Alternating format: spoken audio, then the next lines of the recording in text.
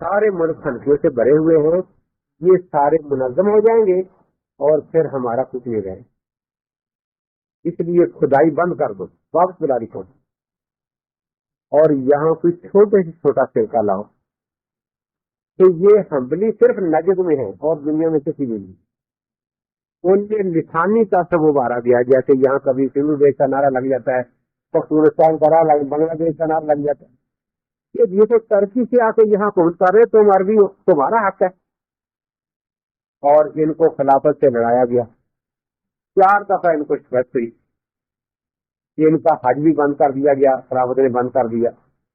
ہم پر لکھتا ہے کہ ہم نے 5ویں دفعہ پھر ان کو جدید اسلحہ بم دے کر کامیاب کرایا، ہم یہ پہلی دفعہ بھی دے سکتے تھے ان کو، دوسری دفعہ بھی دیتے ہیں، لیکن نہیں، ہم چاہتے تھے کہ حنفی ان کی اتنی پٹائی کر لیں کہ برسر حکومت آ کر یہ کبھی حنفیوں کو اپنے ساتھ ملے، کیونکہ حنفیوں کو نہ ملائے، کیونکہ اگر حنفی اس سرمایہ کو سنبھالنے لگے تو پھر تو سارے مسلمان کو کھائیں گے نا، ہم کہاں سے کھائیں گے جان؟ تو یہ حکومت لائی اسی لیے گئی تھی، یہ کوئی کھلی چھوٹی بات نہیں، ان سب کے اکاؤنٹ جو ہیں وہ امریکہ میں ہیں۔ ہاں جی، ہاں، تو ٹھیک ہے، تو اس لیے یہ جو کچھ ہو رہا ہے نا، یہ آرڈر امریکہ کا ہے، پھر کسی وقت ان شاء اللہ رکھ لیں گے، اللہ مطلب ان جاءکم فاسق بنبأ فتبینوا۔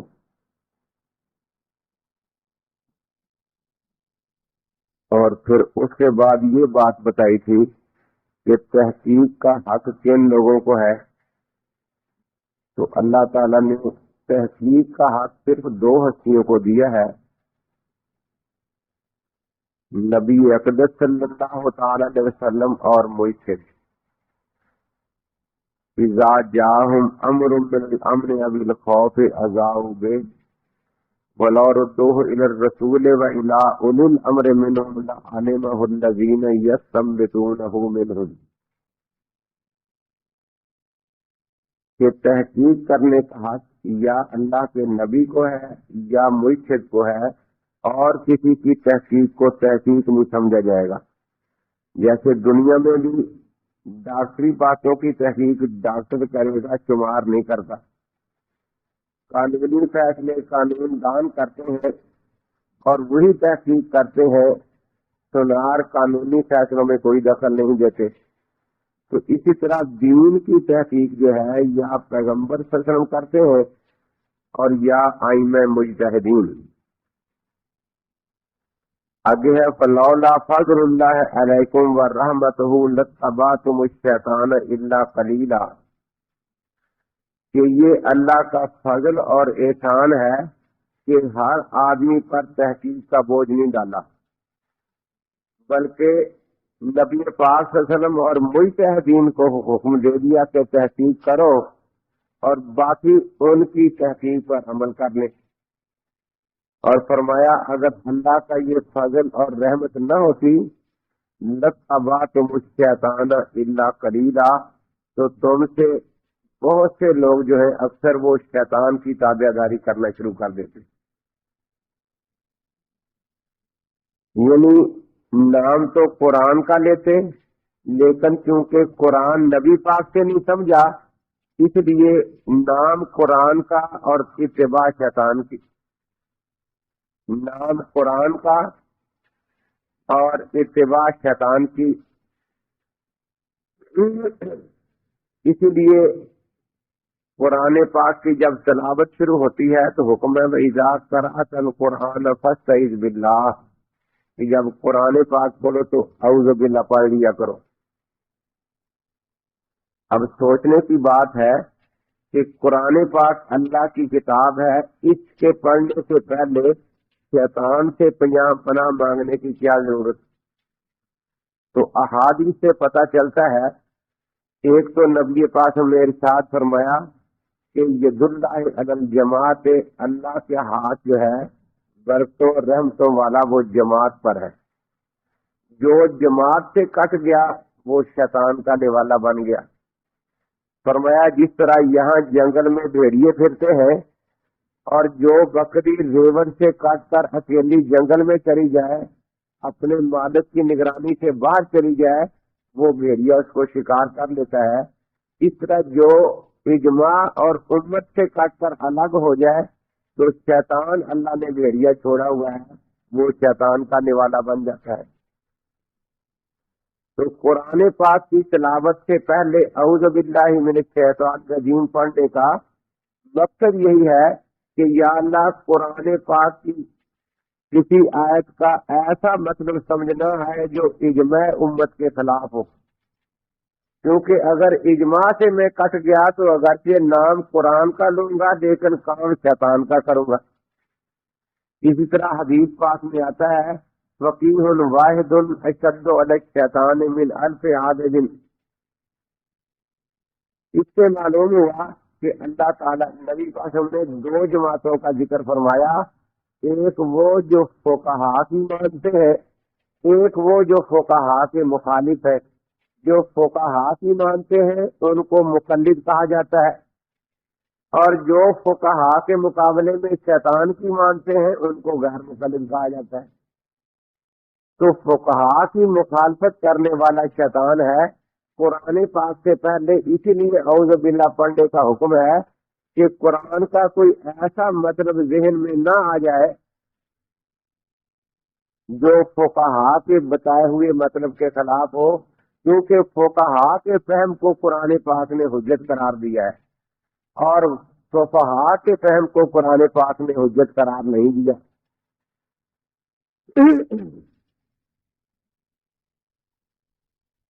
ایک آدمی کہنے لگا جی بخاری شریف کا اردو ترجمہ دیکھتا تھا، میں نے کہا تم گمراہ ہو جاؤ گے، یہ حدیث پڑھ کے آدمی گمراہ ہوتا ہے؟ میں نے کہا قرآن کہتا ہے کہ قرآن پڑھ کے بھی کچھ لوگ گمراہ ہو جاتے ہیں۔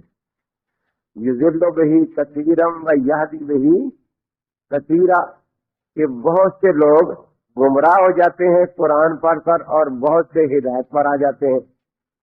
لیکن گمراہ ہونے والے کون ہیں، ان کی پہچان کیا بتائی؟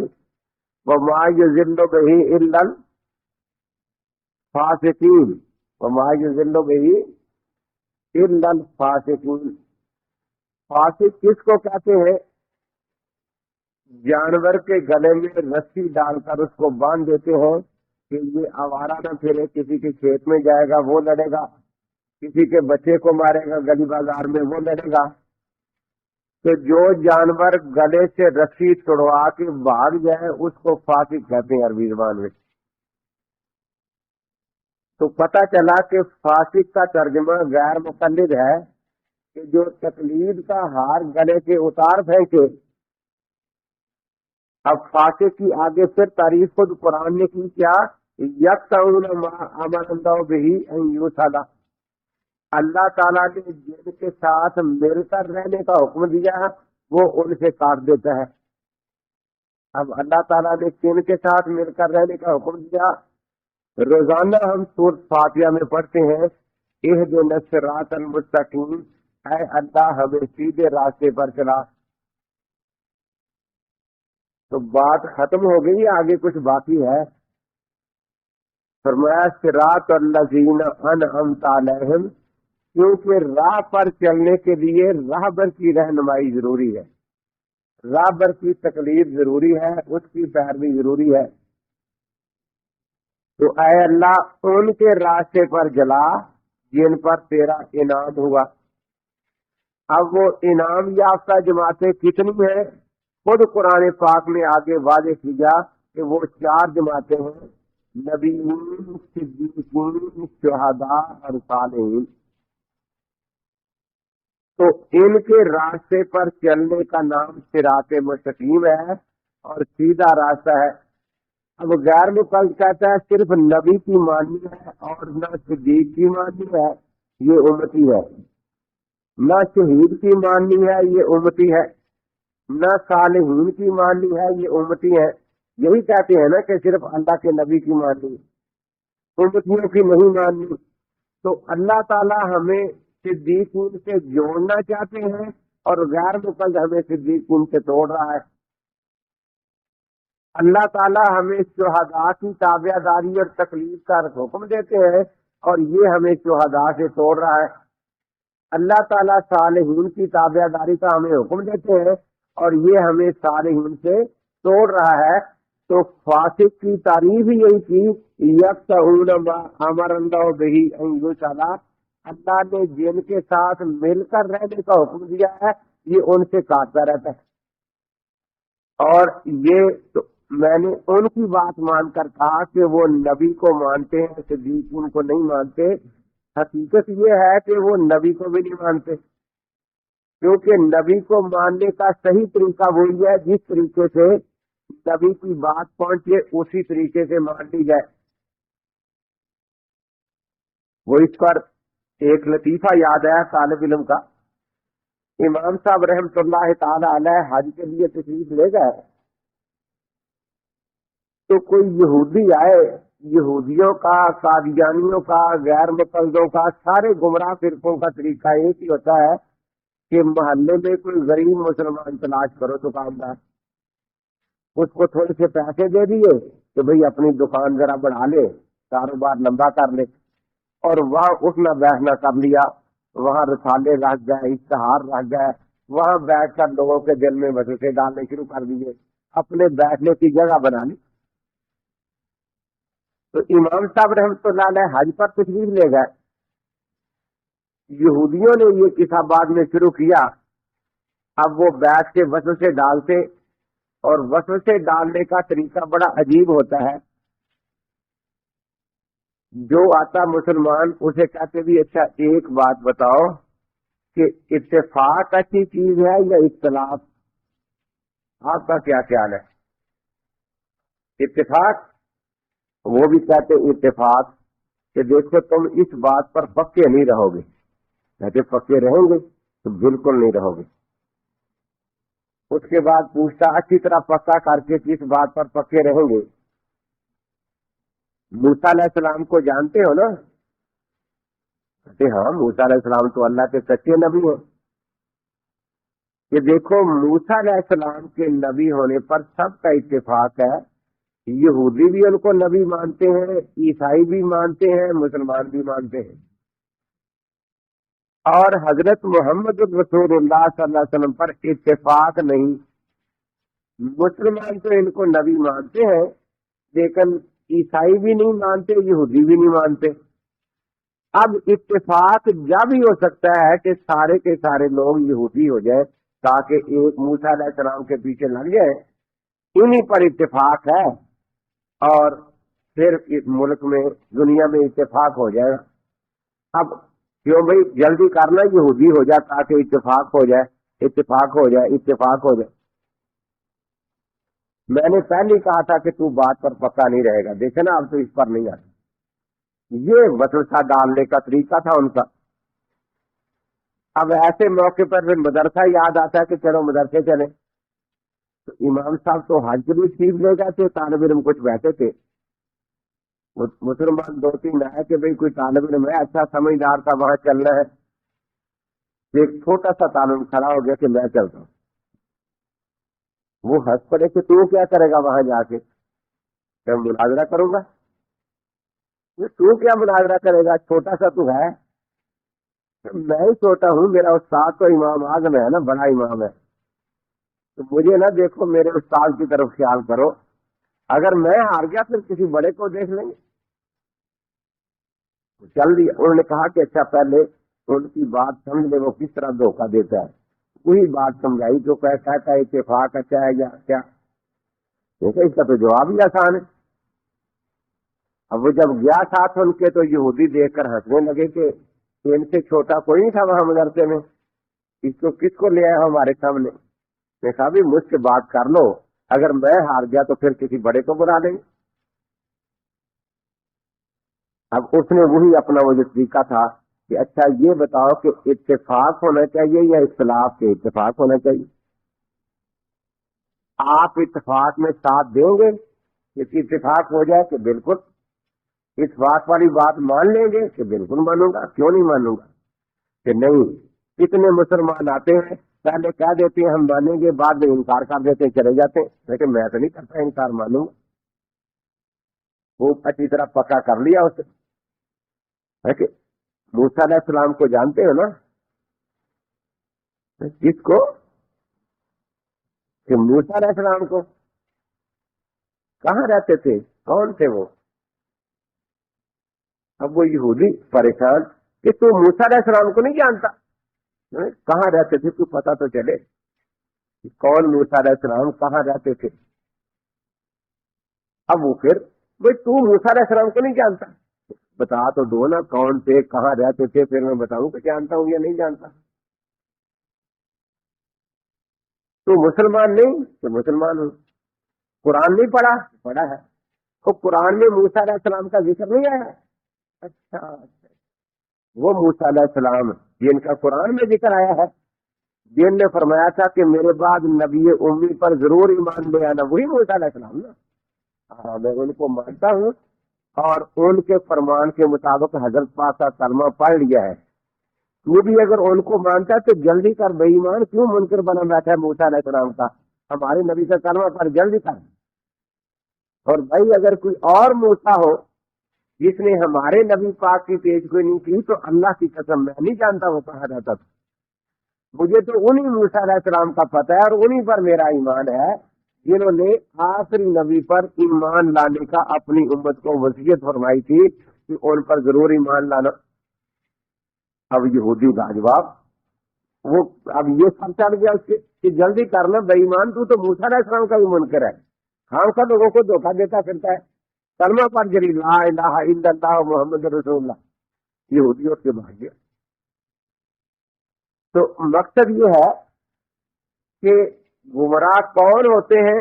قرآن یا حدیث سے جو اکابر کی تابع داری چھوڑ دیتے ہیں. نبیین صدیقین شہداء، تو میں عرض کر رہا تھا کہ وہ ہمیں صدیقین سے کاٹتے ہیں، شہداء سے کاٹتے ہیں، صالحین سے کاٹتے ہیں، کہتے بھی صرف نبی کی بات ماننی ہے. لیکن نبی کی بات بھی وہ دعویٰ کرتے ہیں ہم مانتے ہیں، ہم کہتے ہیں کہ جھوٹ بولتے نہیں مانتے. کیسے؟ حضرت موسیٰ علیہ السلام نبی ہے نا، آپ سب مانتے ہیں نا. تو موسیٰ علیہ السلام کا نبی ہونا قرآن سے ثابت ہے، رسول ہونا ثابت ہے نا. اب کوئی یہ کہے کہ میں موسیٰ علیہ السلام کو مانتا ہوں اللہ کا سچے رسول سے، اور دوسرا کہے کہ میں ایمان رکھتا ہوں کہ موسیٰ علیہ السلام خدا کے آخری نبی تھے، تو یہ جھوٹ ہے یا نہیں؟ جو آخری نبی کہے گا تو وہ جھوٹ بول رہا ہے نا. تو اب یہیں سے سمجھے کہ اتنی بات تو صحیح ہے کہ حضرت پاک نے رفع دین کی، اور یہ کہ آخر عمر تک کی، یہ ایسا ہی جھوٹ ہے جیسا کوئی کہے کہ موسیٰ علیہ السلام آخری نبی ہیں. ایک ہے موسیٰ علیہ السلام کا نبی ہونا، کتنی بات سچی ہے نا. ایک ہے ان کا آخری نبی ہونا، یہ بالکل جھوٹ ہے نا. تو جو موسیٰ علیہ السلام کو آخری نبی کہے انہوں نے موسیٰ علیہ السلام کو نہیں مانا، کیونکہ انہوں نے کبھی آخری نبی اپنے آپ کو کھائی. اسی آمین کہنے کی روایت مل جاتی ہے، لیکن یہ کہنا کہ آخر عمر تک آپ ان کی آمین کہتے رہے، یہ ایسے جھوٹ ہے جیسے کوئی کہے کہ عیسیٰ علیہ السلام خدا کے آخری نبی ہیں. تو غیر مقلد نبی کی بات ماننے کا دعویٰ کرتے ہیں لیکن ساتھ اپنا جھوٹ ملا لیتے ہیں، تو پھر خارج تو نہ مانا نا انہوں نے. تو اسی لیے ان کو فاسق کہا گیا ہے. ایک دن ایک کہنے لگا فقہ کی کتاب کا مسئلہ نکال کے کہ جی اللہ تعالیٰ نے حکم دیا ہے کہ تحقیق کرنی چاہیے. میں نے کہا کہاں حکم دیا ہے؟ اس نے یہی آیت پڑھ دی، یا ایھا الذین آمنوا ان جاءکم فاسق بنبأ فتبینوا. تو میں نے کہا ساری امت میں تمہیں فقہاء ہی فاسق مل رہے ہیں، اور تو کسی بات کی تحقیق نہیں کرتے، جو کوئی کہہ کے سن لیتے ہو. تو ساری امت میں فقہاء ہی فاسق مل رہے ہیں، حالانکہ فاسق تو غیر مقلد ہے. ان کی بات کی تحقیق ہم بھی کرتے ہیں، کہ یہ جو کہتے ہیں سچ کہہ رہے ہیں جھوٹ بول رہے ہیں. بڑا طرفہ. میرے کو قرآن کہتا ہے کہ تم فاسق کو غیر مقلد فاسق ہے. یہی میں نے پڑھا کہ فاسق وہ ہے کہ اللہ جن کے ساتھ ملنے کا حکم دیتا ہے یہ ان سے کاٹتا پھرتا ہے. تو تم سے بڑا فاسق میں نے کہا کون ہے؟ تو اہدنا الصراط المستقیم صراط الذین انعمت علیہم. کوئی راستہ بھی رہنما کے بغیر طے نہیں ہوتا، راہبر کے بغیر طے نہیں ہوتا. اس لیے راہبر کی تقلید ضروری ہے. اب صورت ختم ہو گئی، ابھی باقی رہتی ہے. آگے کیا ہے؟ غیر المغضوب علیہم ولا الضالین. سیدھے راستے پر رہنے کے لیے جس طرح راہبر اور رہنما کی تقلید ضروری ہے کہ وہ راستہ بتائے ہم چلتے جائیں، اسی طرح راہزن سے بچنا بھی ضروری ہے. اس سے راہزن سے جو راستے میں لوٹنے والا ہے. تو اگلی آیت میں یہی بتایا گیا کہ یا اللہ جن پر تیرا غضب ہوا اور جو گمراہ ہیں ان کی تابع داری تکلیف سے ہمیں بچانا، کیونکہ وہ راہ حق کے راہزن ہیں، راہ حق سے بچانے والے ہیں. تو ایک ہے راہ حق پر لگانے والا، ان کی تکلیف کا ہمیں حکم ہے. وہ نبیین ہے، صدیقین ہے، شہداء ہے، صالحین ہے. ایک ہے راہ حق سے بچانے والے، ان کی تکلیف سے منع کیا گیا ہے. تو جہاں بھی تقلید کی خوبی ہے کتاب و سنت یا کتابوں میں، وہ تقلید ہے ان کی جن پر اللہ کا انعام ہوا. اور جہاں بھی تقلید کی برائی ہے وہ ان کی ہے جو اللہ کے راستے سے ہٹانے والے ہیں. دیکھو نا، وہ کہتے تھے بل نتبع ما وجدنا علیہ آبانا، ہم اللہ کی نہیں مانتے، اپنے آبا کی مانتے ہیں. تو اللہ کے راستے سے وہ ہٹانے والے تھے نا.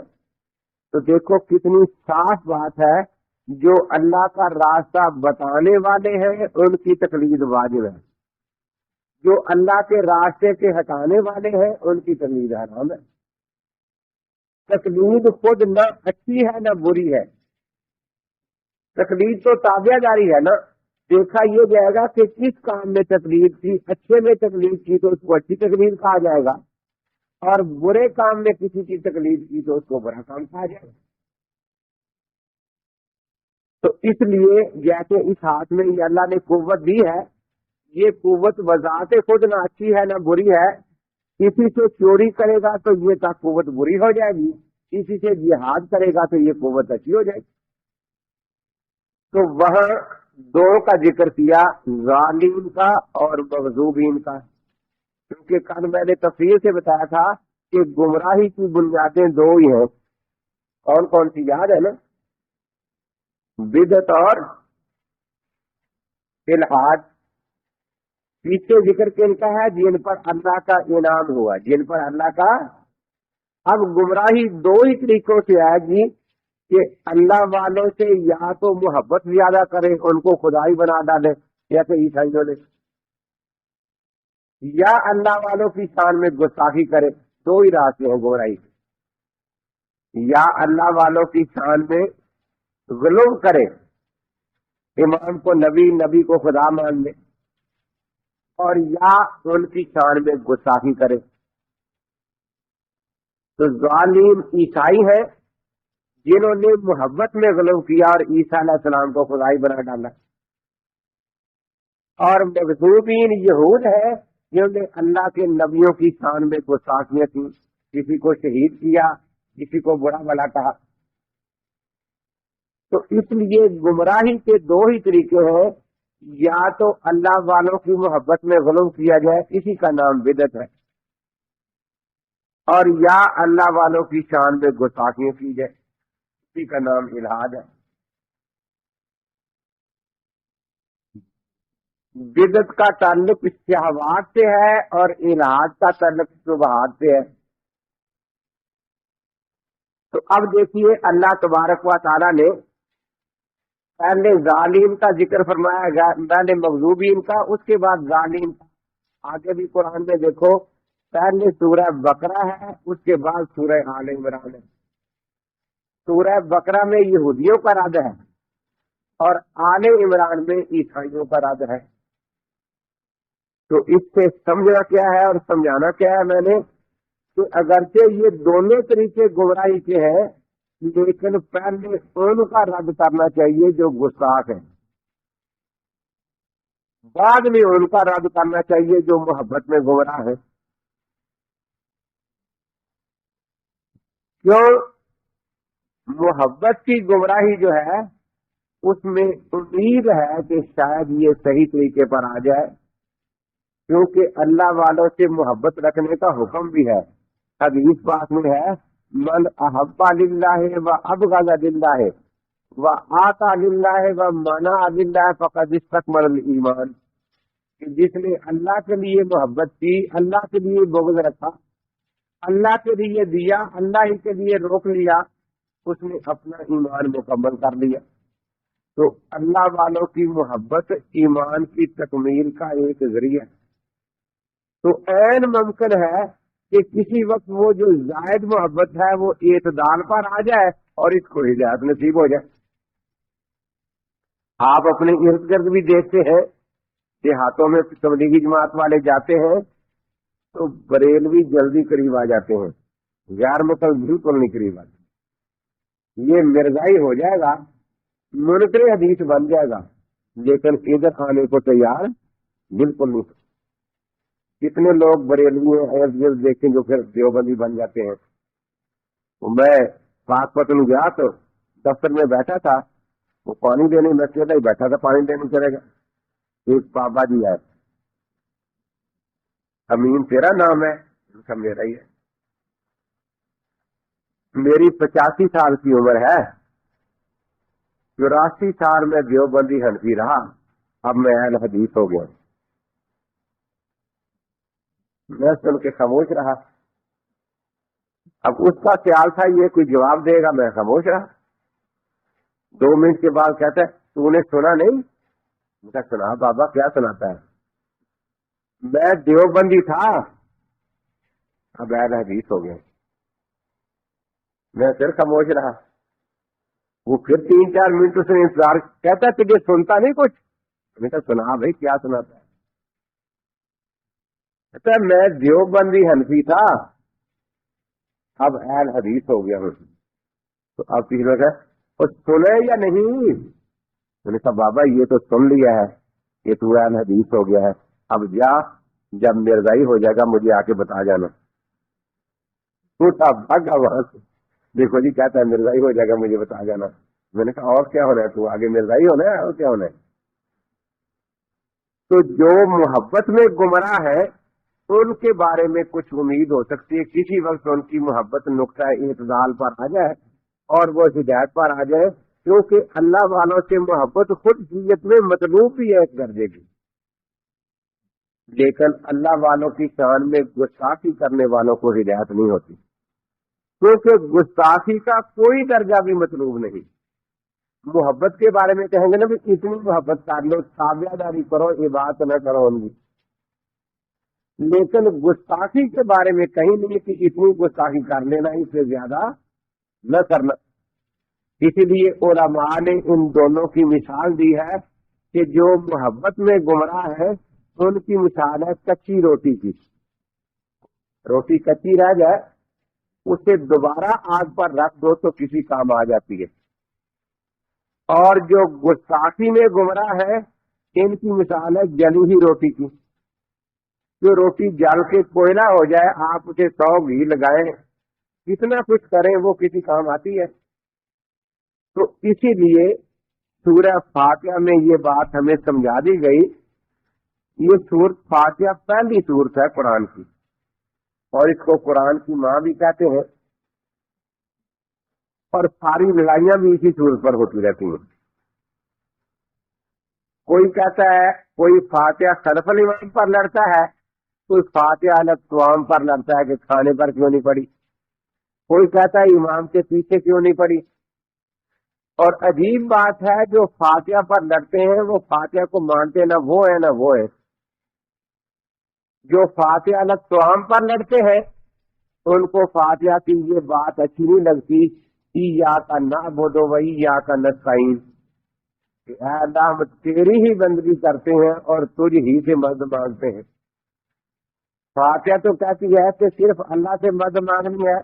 کہتے ہیں یا بہاول حق بیڑا تھا، امداد کن از بندے غم آزاد کن در دین و دنیا شاد کن یا شیخ عبد القادر. اب لڑتے فاتحہ پر ہے، تم فاتحہ پڑھتے کیوں نہیں اور مانتے نہیں فاتحہ؟ اور یہ جو فاتحہ خلف الامام میں لڑتے ہیں وہ ان کو نہیں مانتے کہ نیکوں کی تقلید کرنی چاہیے. اہدنا الصراط المستقیم صراط الذین انعمت علیہم. میں نے اس سے پوچھا کہ آپ آئینہ اربع کو منعم علیہم میں شامل کرتے ہیں یا نہیں؟ خاموش. اگر وہ انعام یافتگان میں ہے تو پھر تو ان کے راستے پر چلنا چاہیے نا، ان کی تقلید کرنی چاہیے. اور اگر وہ انعام یافتگان نہیں ہے تو ہمیں بتائیں، خاموشی سے اٹھ کے چلا. تو مقصد یہ ہے کہ تحقیق کا حق دو قوموں کو، دو چیزوں کو ہے، نبی پاک کو اور مجتہد کو. اس لیے میں نے کل بھی بتایا تھا، آج کچھ نئے ساتھی بیٹھے ہیں کہ ہم اپنے آپ کو کہتے ہیں سنی حنفی کہتے ہیں نا. سنی میں ان مسائل میں سنی ہے جو رسول پاک نے تحقیق کر کے ہمیں دے دیے، کیونکہ سنت کا تعلق رسول سے ہوتا ہے نا. اور حنفی ہم ان مسائل میں ہیں جو امام نے تحقیق کر کے ہمیں دے دیے. اب تقلید کے مسئلے میں یاد رکھیں کہ ان کے پاس کوئی دلیل نہیں ہوتی، بس اس قسم کے شرارتیں کرتے رہتے ہیں کہ جی تقلید کا معنی ہے پٹا پٹا پٹا. روکی صاحب سے مناظرہ تھا، مجھے کہتا ہے اگر تجھے تقلید کا معنی آ جائے تو کبھی اپنے آپ کو مقلد نہ کہے. کیا معنی ہے؟ تقلید کا معنی ہے پٹا. اور ارد گرد وہ نوجوان بیٹھے ہوتے ہیں وہ جن کو شبان اہل حدیث کہتے ہیں، خداس الاسنان صفحاء العلام کے پکے مصراج. تو ان سے پوچھتا ہے وہ پٹا کس کے گلے میں ہوتا ہے؟ کتے کے گلے میں. کتے کے گلے میں. سب نے شور مچا دیا، کتے کے گلے میں. مسلک اہل حدیث زندہ باد. بھائی یہ سارے سیاستہ والے بھی معاذ اللہ کتے بن گئے کیونکہ سارے مقلد ہیں نا، اور مسلک اہل حدیث زندہ ہو گیا کیونکہ محدثین کے حالات میں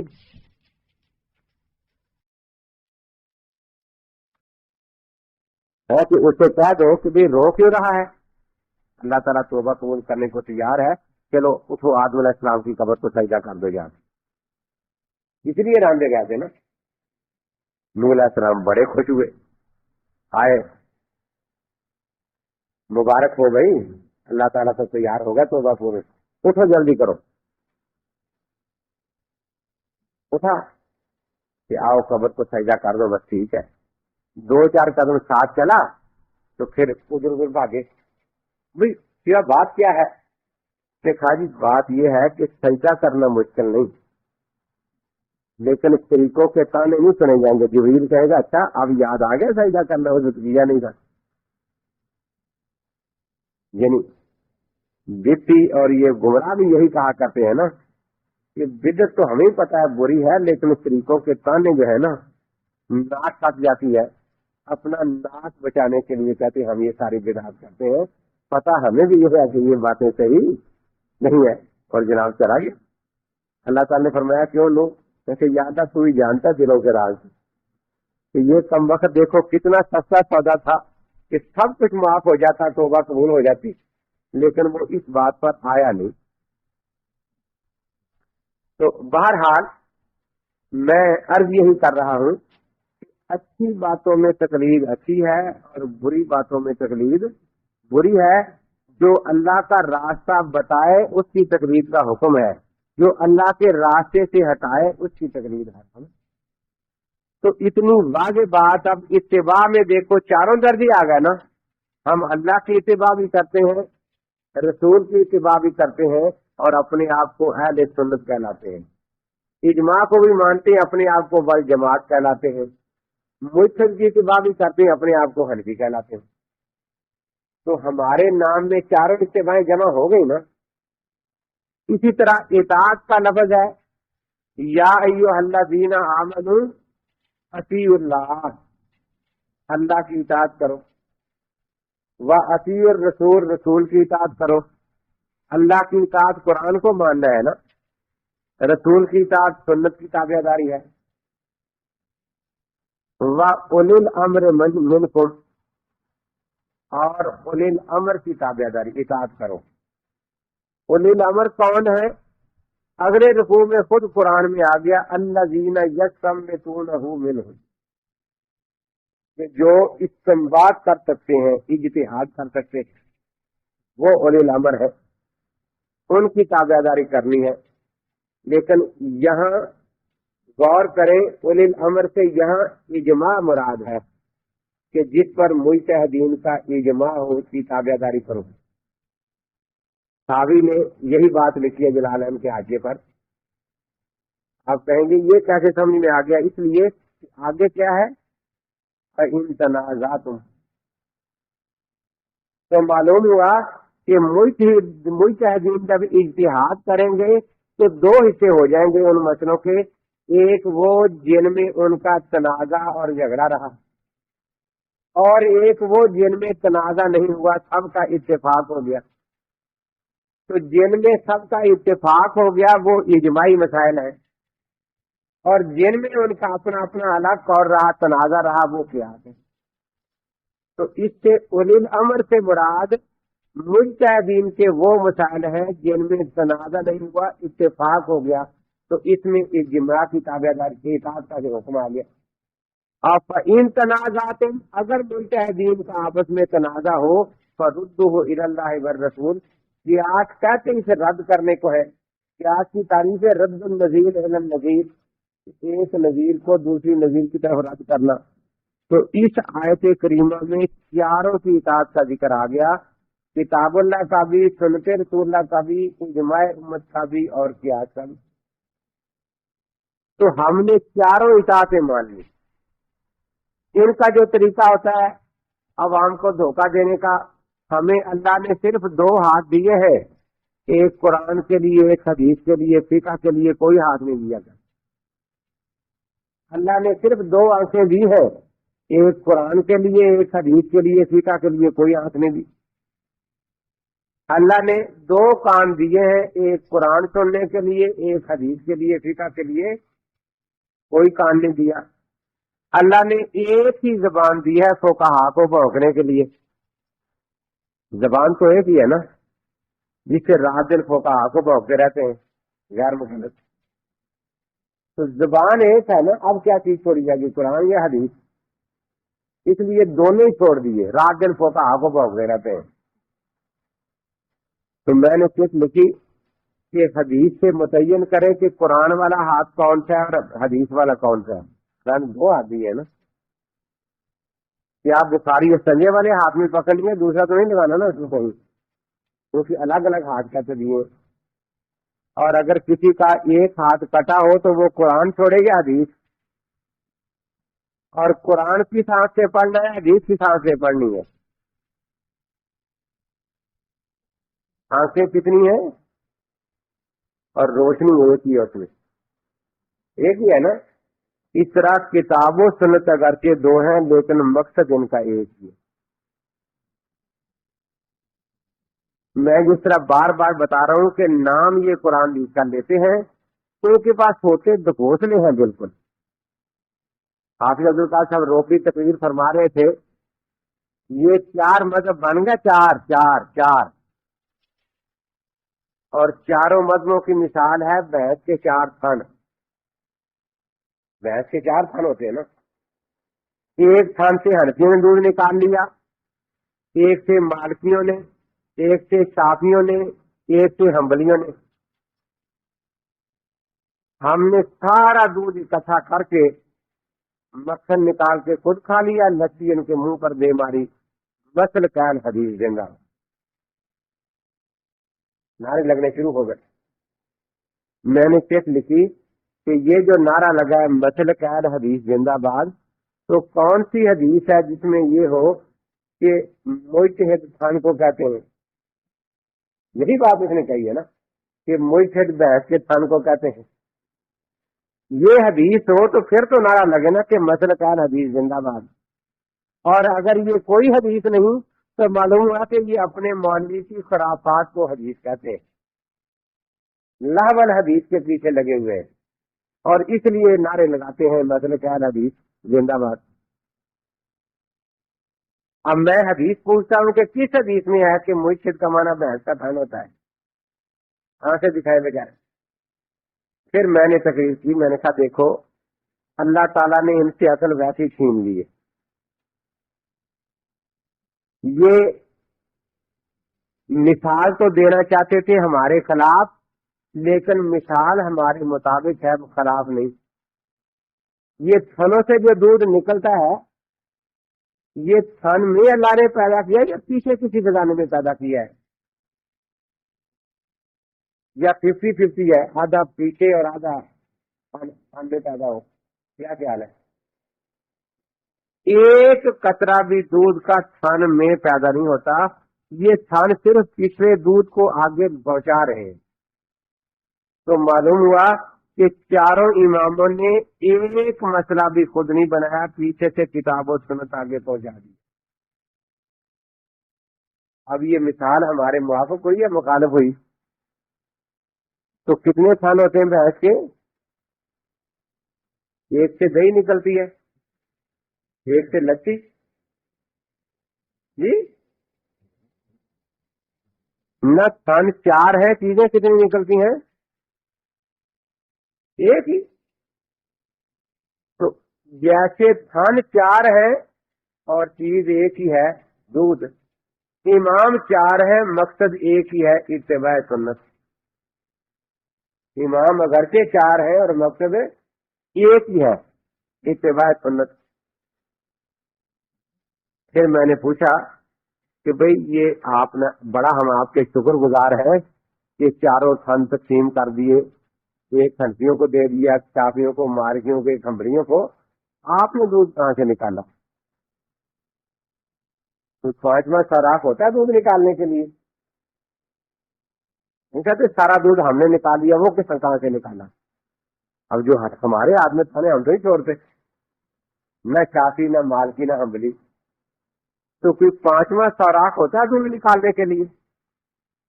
جی آپ اپنی بحث دیکھ رہے ہیں, کسی غیر مقلد کی بحث بن رہے ہیں, کیا کوئی 5واں سوراخ کیا ہوا ہو؟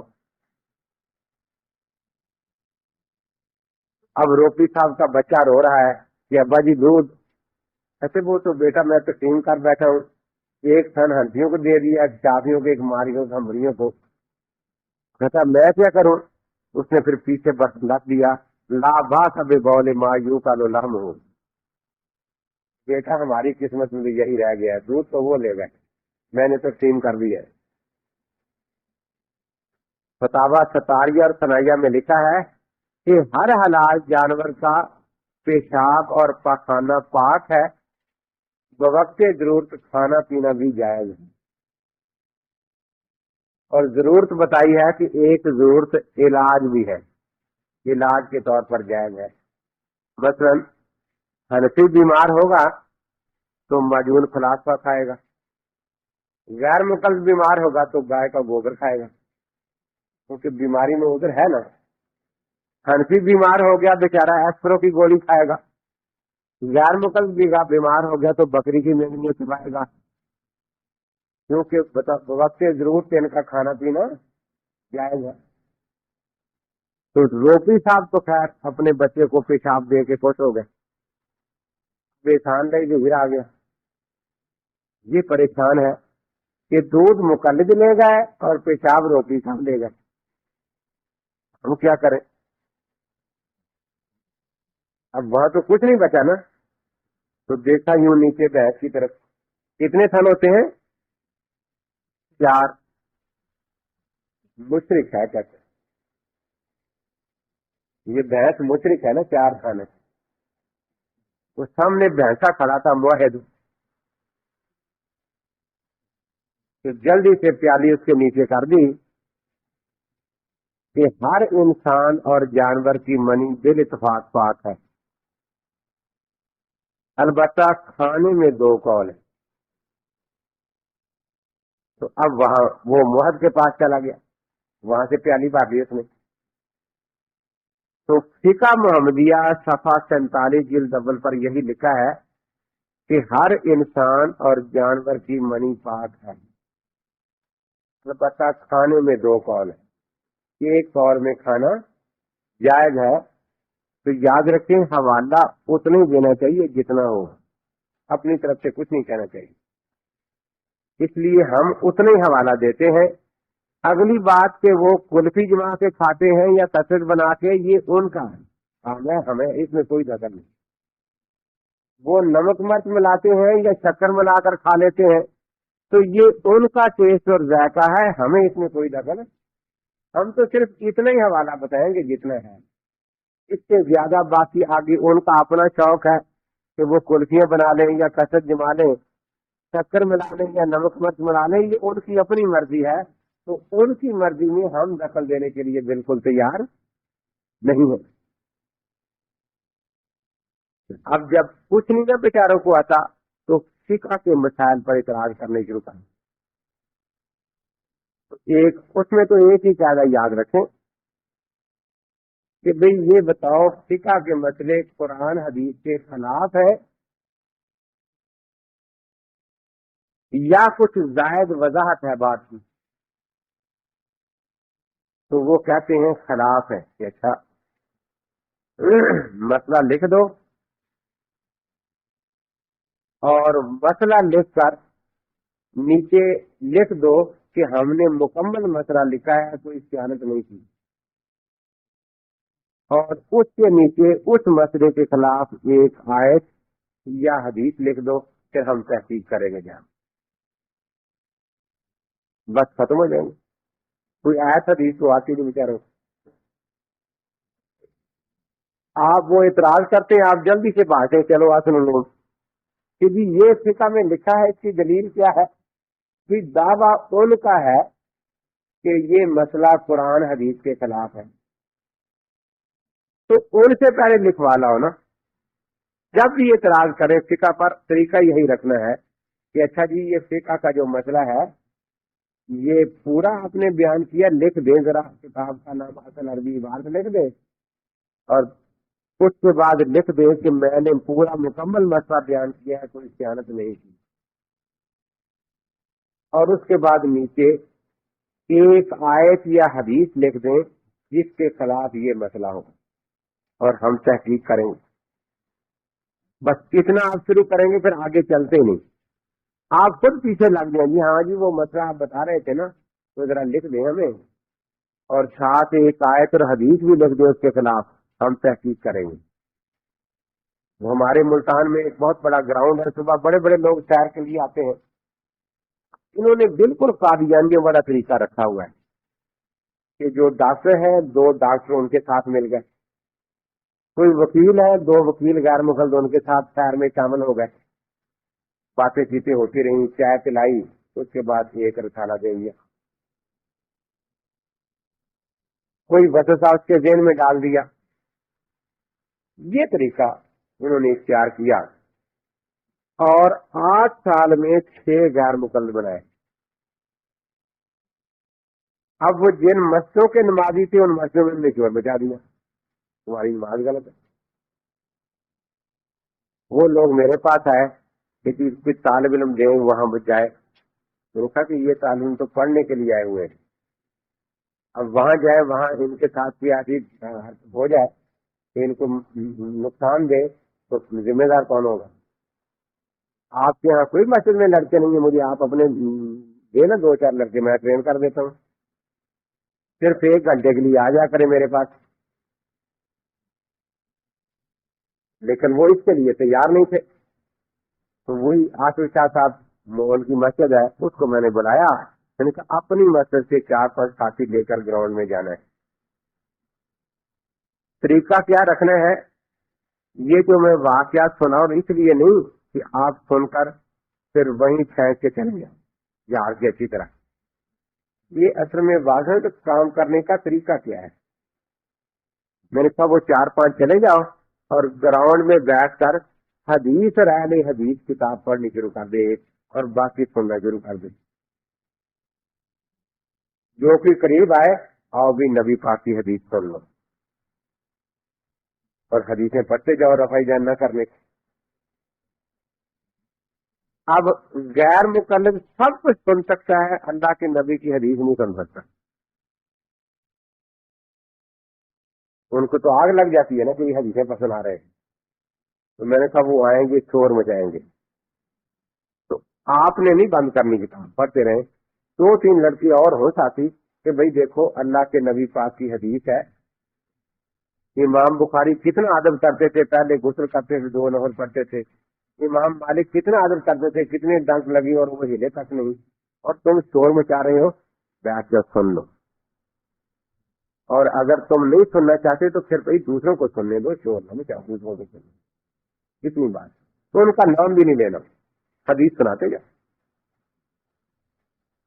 अब वही बात हुई कि इन्होंने हदीस सुनानी शुरू की, वहां हदीस है, वो गैर मुकल्लिफ जो आए और शोर मचाने लगे।